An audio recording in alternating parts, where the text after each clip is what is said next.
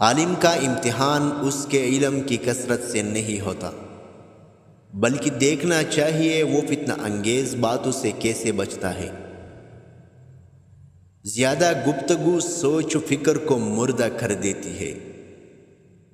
خلوص اور عزت بہت نایاب تحفے ہے، اس لیے ہر کسی سے ان کی امید نہ رکھو،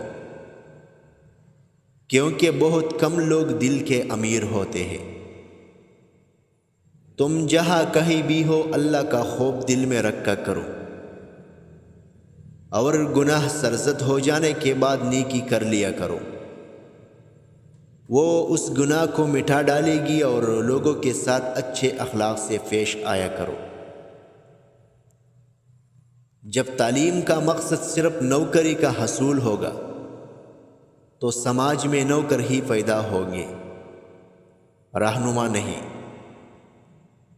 دو چیزیں اپنے اندر پیدا کر لو، نمبر 1 چپ رہنا، نمبر 2 معاف کرنا، کیونکہ چپ رہنے سے بڑا کوئی جواب نہیں، اور معاف کر دینے سے بڑا کوئی انتقام نہیں۔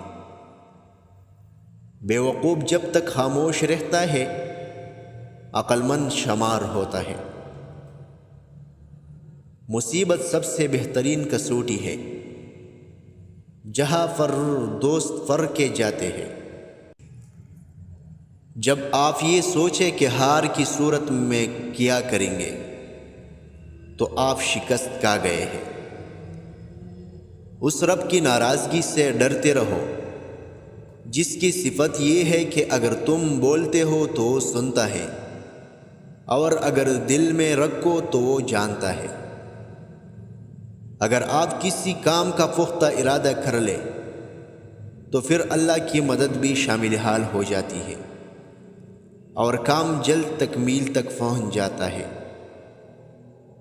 صبح کی نیند انسان کے ارادوں کو کمزور کر دیتی ہے۔ منزلوں کو حاصل کرنے والے کبھی دیر تک سویا نہیں کرتے۔ پرانا تجربہ نئی تعمیر کی بنیاد ہوتا ہے۔